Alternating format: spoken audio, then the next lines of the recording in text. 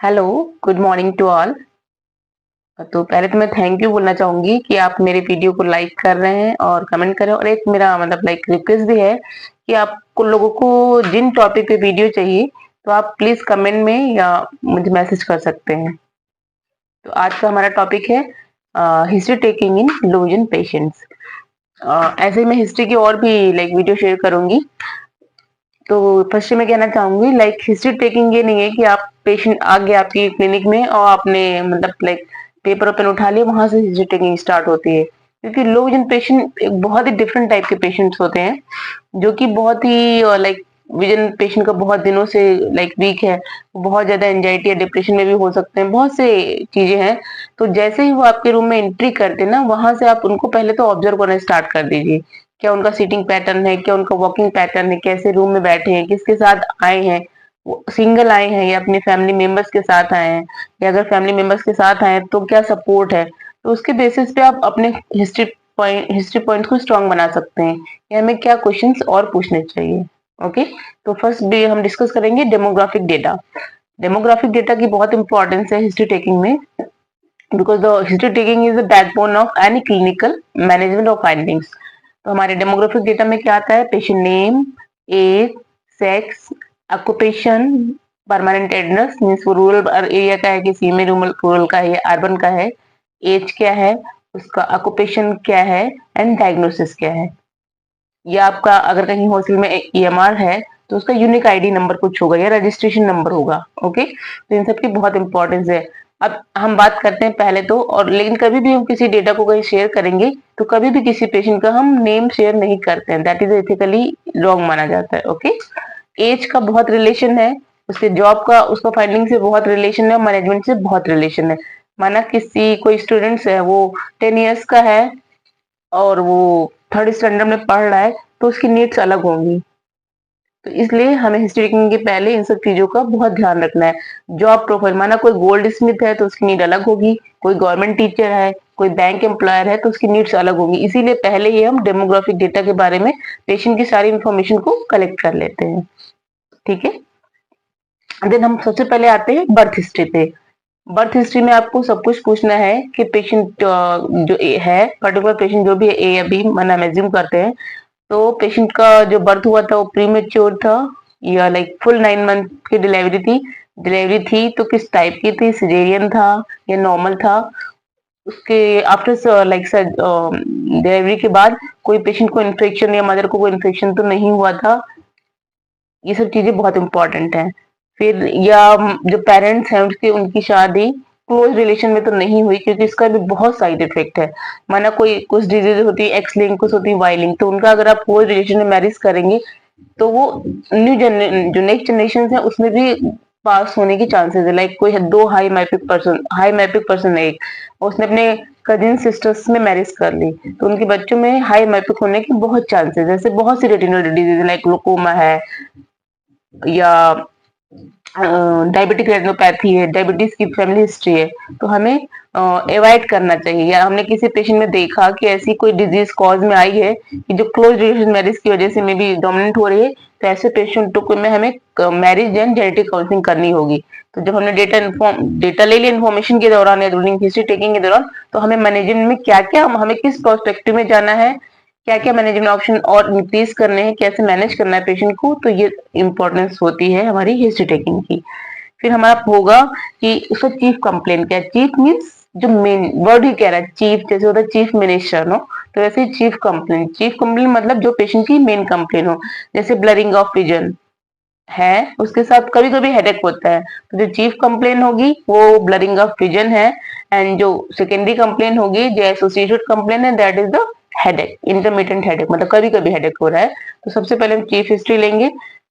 Vision अगर कम है तो कब से कम है, एक आंख का डिटोरेशन है या दोनों आंख का डिटोरेशन हुआ है, पेनफुल हुआ है कि पेनलेस हुआ था, देन ग्रेजुअल हुआ था या सडन हुआ था।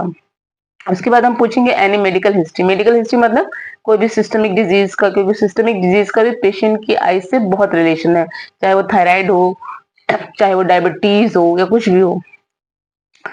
देन फिर हम लाएंगे एजुकेशन पे कि पेशेंट की एजुकेशन कितना है, मतलब वो कितना एजुकेटेड है, कितना पढ़ा लिखा है, मीन्स वो ग्रेजुएशन है या पीजी है या कोई स्पेशल कोर्स किया है, कोई प्रोफेशनल कोर्स किया है, कोई एलाइड हेल्थ का कोर्स किया है, तो आपका एजुकेशन का भी बहुत सी इंपॉर्टेंस है। देन वो एम्प्लॉयमेंट क्या है, वो कर क्या रहा है। बैंक, जैसे मैंने प्रीवियसली बोला कि बैंक अप्लाई की जो होगी वो नीड्स अलग होंगी, एक गवर्नमेंट टीचर की जो नीड्स होंगी वो आपकी अलग होंगी। Then previous low vision care history, तो ये जो हमारा सिनेरियो है इसमें आपको previous low vision care history mostly आपको नो लिखनी होती है, क्योंकि पेशेंट ऑलरेडी फर्स्ट टाइम, जैसे हमारा, अगर मैं सीतापुर हॉस्पिटल की बात करूं तो यहाँ पे अगर 99% होता है कि patient first time visited to low in clinic. Previous history मुश्किल से पूरे, अगर हम ईयर की बात करें तो मुश्किल से हम 5 या 6 पेशेंट देखते हैं जिन्होंने प्रीवियस कहीं लो विजन केयर लिया है, क्योंकि हमारे पास सराउंडिंग में लो विजन क्लिनिक ही नहीं है, तो उनका previous history most of the time नहीं होता है। लेकिन अगर किसी पेशेंट की लो विजन हिस्ट्री है कि हाँ उसने कहीं प्रीवियस विजिट किया था या कोई डिवाइस मिली थी, तो पूछना है आपको कौन सी डिवाइस मिली थी, आप उसको यूज कर रहे हैं कि नहीं कर रहे हैं। पेशेंट में भी डिवाइस का नाम नहीं बता सकता है because she is not aware regarding the low vision no devices and services, तो आप देख के जान जाएंगे। फिर ड्यूरेशन कब दी गई थी, आप इसको कांस्टेंट लगा रहे हैं, कभी कभी नहीं लगाते हैं, या नहीं लगाते हैं तो क्या रीजन है, तो इससे आपको क्या पता चलेगा, बैरियर पता चल जाएगा कि वो उसको हैवी लग रही है इसलिए नहीं लगा रहा है, या उसको सोसाइटी से कोई स्टिग्मा है वो इसलिए नहीं लगा रहा है। तो इससे आपको काउंसलिंग में हेल्प मिलेगी कि आपको किस टाइप की फैमिली मेंबर्स की तो काउंसलिंग करनी है, या सोशल स्टिग्मा का अगर रीजन है तो उसको कैसे इससे हमें लाइक दूर रखना है कि वो फील ना आए कि हाँ मुझे लोग देखेंगे, तो इससे आपको काउंसलिंग में बहुत सी हेल्प मिलेगी। देन अगर कोई ग्लासेस हिस्ट्री है, पेशेंट कोई ग्लास लगा रहा है तो ये ग्लास कब से लगा रहा है, इससे रिसेंट ग्लास कब चेंज हुआ था, पावर रैंडम चेंज हो रही है कि ये बहुत पुराना है पावर नहीं चेंज हो रही है, और इसको लगाने से कोई बेनिफिट है या नहीं। और ये ड्यूरिंग असेसमेंट, जो हम विजन असेसमेंट करेंगे तब आपको आइडिया भी लग जाएगा कि ग्लासेस का रोल है भी इसकी लाइफ में या नहीं है।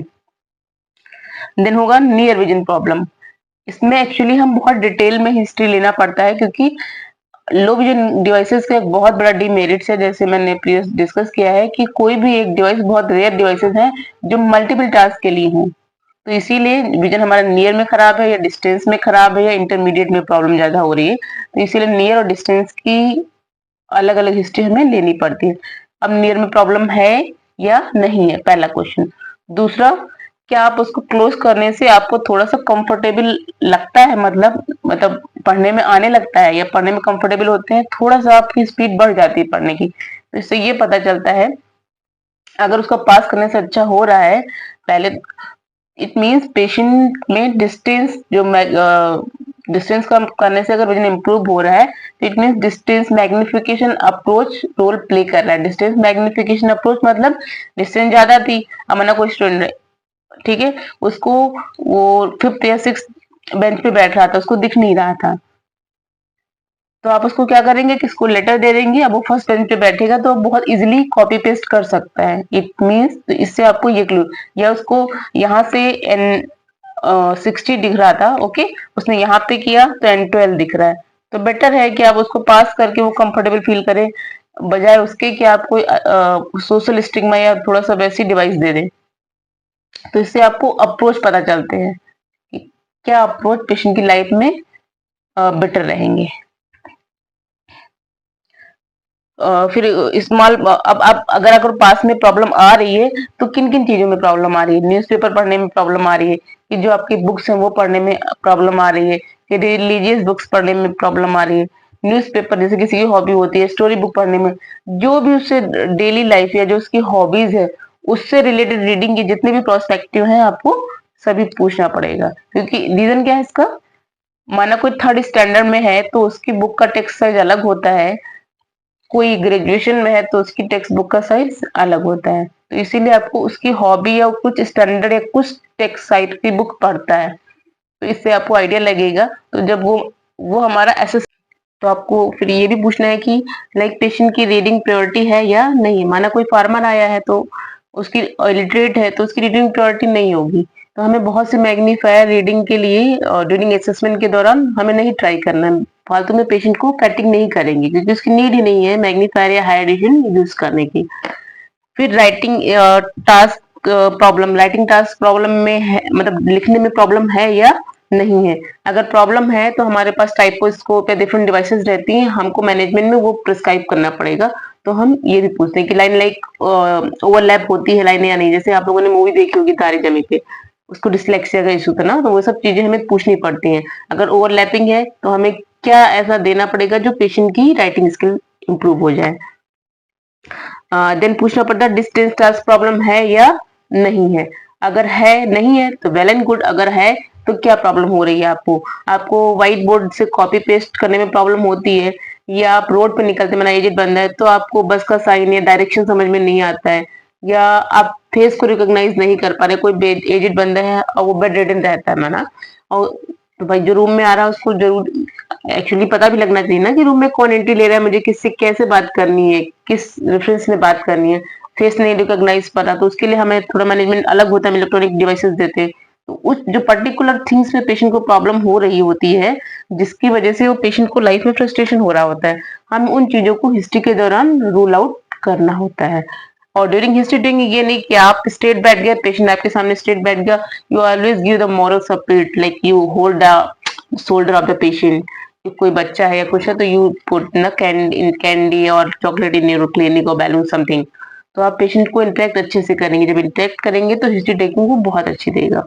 या कोई छोटा बच्चा है तो उस टाइम पे आप पेरेंट्स को वहां पे बिठा सकते हैं, क्योंकि जो चीजें वो बच्चा नहीं बता सकता है तो पेरेंट्स हेल्प करेंगे हिस्ट्री टेकिंग में। देन आपको पूछना है कि लाइक आपको वो लाइट ज्यादा अच्छी लगती है जब लाइट एक्सेसिव लाइट में अच्छा लगता है, या लाइट नॉर्मल होती है रूम में तब ज्यादा अच्छा लगता है। अगर किसी पेशेंट ने बोला कि ज्यादा लाइट में अच्छा लगता है तो फिर आपका एक माइंड कि आपको उसको इल्यूमिनेशन ज्यादा की नीड है, क्योंकि लाइक कुछ डिजीजेस होती हैं जैसे कि एम्ब्लाइपिया हो गया, ओके, या ऑप्टिक एट्रोफी हो गया, तो उसमें कॉन्ट्रास्ट डिक्रीज कर जाता है, तो ऐसे पेशेंटों को फिर लाइट एक्सेसिव की नीड होती है। माना कोई आरपी का पेशेंट है, रिटिनस पिगमेंटोसा, तो उसको ग्लेयर होती है, तो वो हो मे भी पॉसिबल है कि वो हिस्ट्री में बताएगा नहीं मुझे ज्यादा लाइट में दिक्कत होती है। तो आप ऐसे पेशेंटों को फिर रूम एनवायरमेंट बताएंगे कि आपकी ऐसा नहीं कि आपकी रूम में एक आपने बहुत हाई वोल्टेज का बल्ब लगा दिया, आपको 5 वॉट के 2 या 3 बल्ब इक्वल डिस्टेंस में लगाने होंगे, जिससे कि ग्लेयर ना हो। उनका डायरेक्शन कैसा होगा, आप बहुत ही छोटे छोटे मॉडिफिकेशन बता के पेशेंट की लाइफ को हैप्पियर कर सकते हैं एज पर द प्रीवियस, जब वो आपकी क्लिनिक में नहीं आया था। तो इन छोटे छोटे लाइक लाइफ जो पूरे दिन की लाइफ है, हैबिट्स है, या पूरा एक रूटीन है पेशेंट का, उनका डिटेल हिस्ट्री से आप छोटी छोटी चीजों को पता लगा के, बैरियर्स को पता लगा के हम उन्हीं को मॉडिफाई करते हैं। देन लाइक पेशेंट को मोबिलिटी प्रॉब्लम है या नहीं। तो फर्स्ट थिंग जैसे वो क्लिनिक में आएगा तो मोबिलिटी आपको समझ में आ जाती है, कि किसी के सहारे आ रहा है, उसका लाइक जो ग्रिपिंग है पैरों की, वो कैसे पैर रख रहा है, वो सब आपको असेसमेंट के दौरान जब वो पेशेंट ओपीडी में एंट्री कर रहा है वो आपको आइडिया लग जाता है। लेकिन फिर भी पूछना है कि आपको मोबिलिटी में प्रॉब्लम है या नहीं है। माना किसी 624 विजन का पेशेंट आया, best correct 64 in your clinic, तो नो डाउट उसको मोबिलिटी में इश्यूज नहीं होंगे। लेकिन ये कोई 1/60 और एचएम हैंड मूवमेंट का आया है तो मोबिलिटी में इश्यूज हो जाएगा। ये डिनाइड पीएल है तो मोबिलिटी में इश्यू होगा। तो आप ऐसा नहीं, जो पेशेंट बोल रहा है आपको साइमल्टेनियसली अपने माइंड में आपको उन चीजों को कोरिलेट भी करते रहना है, on the basis of diagnosis age, इनके अकॉर्डिंग आप पेशेंट मैनेज भी करेंगे कि हाँ ये पॉसिबिलिटी है। माना देखा आपने ऑप्टिक ट्रॉफी है तो पेशेंट भी बता रहा है कि हाँ मुझे ज्यादा लाइट में, इट मीन्स चीजें सही जा रही हैं। तो आपको उन चीजों के बीच एक तारतम्य या पैरेलल करना भी है साथ ही साथ आपको। इसीलिए अगर आप लोग इन क्लिनिक में हैं तो आपका डिजीज पोर्शन बहुत अच्छा होना चाहिए, तभी आप पेशेंट की जो है डेली रूटीन में जो बैरियर्स आ रहे हैं आप उनको ज्यादा कोरिलेट। अच्छा आरपी है तो ये प्रॉब्लम हाँ हो सकती है पेशेंट को, या कोलोबोमा है हाँ पेशेंट को ग्लेयर हो सकता है। आप उन चीजों को एटलीस्ट सस्पेक्ट कर सकते हैं, और जब आप पेशेंट सस्पेक्ट करेंगे तभी आपकी हिस्ट्री टेकिंग अच्छी होगी, तभी आप फर्दर क्वेश्चन पूछ पाएंगे। क्योंकि हिस्ट्री टेकिंग कोई सॉफ्टवेयर नहीं है कि हाँ एमलाइपी डायग्नोसिस का आया तो हमने ये क्वेश्चन पूछ लिए, कोलोबोमा का आया तो हमने ये क्वेश्चन पूछ लिए। It's depend upon the your sense of humour and correlation between the disease and their impact in their the patient life age पर perspective with the age and occupation. Then आपको patient पूछना glare problem है या नहीं, मतलब धूप में, वही जिसको हम फोटोफोबिया कहते हैं।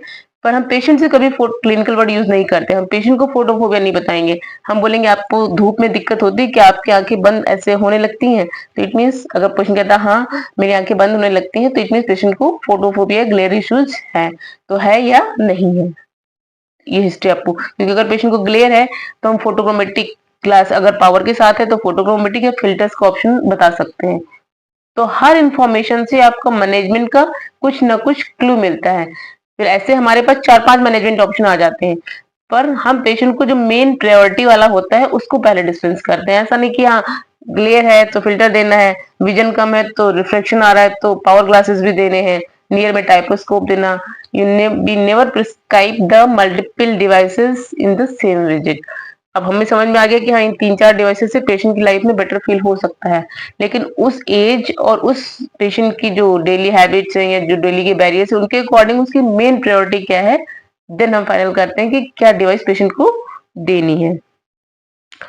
अब डेली लिविंग स्किल्स में आपको क्या प्रॉब्लम है, माना कोई जेंट्स आ रहा है तो आप क्या अपनी सेविंग बना पाते हैं या नहीं बना पाते हैं, आप अपने कपड़े खुद से ले पाते हैं, अलमीरा से निकाल पाते हैं, खुद से वेयर पर कर पाते हैं या नहीं, ये सब पूछना है आपको। माना आप कोई जेंट्स है और उसका कुछ ARMD ही है और उसका कलर विजन भी डिफेक्ट है, अब वो अलमीरा से कपड़ों में मैच नहीं कर पाता है कि हमें किस शर्ट के साथ किस पैंट को पहनना है, तो उसमें भी मॉडिफिकेशन बताते हैं। मतलब उसके अलमीरा में हमने जैसे फर्स्ट शेल्फ पे सारी पैंट रखवा दी फैमिली मेंबर से, सेकंड में सारी शर्ट रखवा दी है, जो शर्ट का बटन है ना वो बहुत ही डार्क कलर का कर दिया, लाइट शर्ट है तो डार्क कलर का कर दिया और डार्क शर्ट है तो लाइट कलर का कर दिया। या पैंट शर्ट का जो कप पेयरिंग है वो हम बहुत ही डार्क और लाइट का, ये नहीं कि दोनों डार्क डार्क देते हैं पेशेंट को, तो हम थोड़ा सा इन चीजों को ध्यान में रखते हुए उसके क्लॉथ्स खरीदेंगे या पेशेंट को मतलब फैमिली मेंबर्स को बता देंगे। माना कोई हाउस वाइफ है तो अब इसको, क्योंकि ये हम मेरा ही एक्सपीरियंस है अपने पेशेंटों का कि ऐसी कोई भी लेडीज मेरी क्लिनिक में नहीं आती है जिसको HM भी हो लेकिन वो कुकिंग कर रही होती है, तो that is a pathetic condition. तो इसको तो हम एकदम से कुछ चेंज नहीं कर सकते, लेकिन हाँ भाई फिर वही वर्ड मॉडिफिकेशन बता सकते हैं। माना कोई लेडीज है, अब उसको किचन में खाना बनाना ही बनाना है, उसका कोई ऑप्शन नहीं है, इंडिया में मेड वाला कॉन्सेप्ट थोड़ा सा रूरल एरिया में तो बिल्कुल भी नहीं है, तो अब उसको डेली लाइफ में वो हर एक्टिविटीज हर क्रिया में फ्रस्ट्रेशन फील कर रही है, तो ओवरऑल नाइट में सोचिए उसको कितना फ्रस्ट्रेशन लेवल हाई होता होगा। तो यही जो फ्रस्ट्रेशन है वो after long time patient suffering from the anxiety और depression type of psychological issues, ये बहुत ज्यादा साइकोलॉजी पेशेंट की खराब करते हैं। तो ऐसे पेशेंट में हम क्या बताते हैं कि जैसे आपको सब्जियां काटना है तो कोई जो डार्क कलर की सब्जी है उसको आप लाइट चॉपिंग बोर्ड पे काटें, या लाइट कलर की सब्जी है तो उसको डार्क चॉपिंग बोर्ड पे कट कर सकते हैं। तो कॉन्ट्रास्ट का चेंज हो गया ना, तो 2% का फ्रस्ट्रेशन में भी पेशेंट का कम होगा। देन जो जैसे बहुत ही डिब्बे रखे हैं, दाल के पल्सेस रखा है, राइस रखा है एंड मसाले, तो उसमें हम कलर कोडिंग कर देते हैं कि रेड कलर कोडिंग में सारे मसाला है, येलो कलर। देन पेशेंट से ये भी पूछना है आपको कलर परसेप्शन में कोई प्रॉब्लम है या नहीं है, या अननोन। तो मोस्ट ऑफ द टाइम जो पेशेंट होता है वो अननोन होता है, वो कलर परसेप्शन का प्रॉब्लम जान नहीं पाता है एक्चुअली, जब हम एसेस करते हैं तभी हमें पता चलती है। Thank you.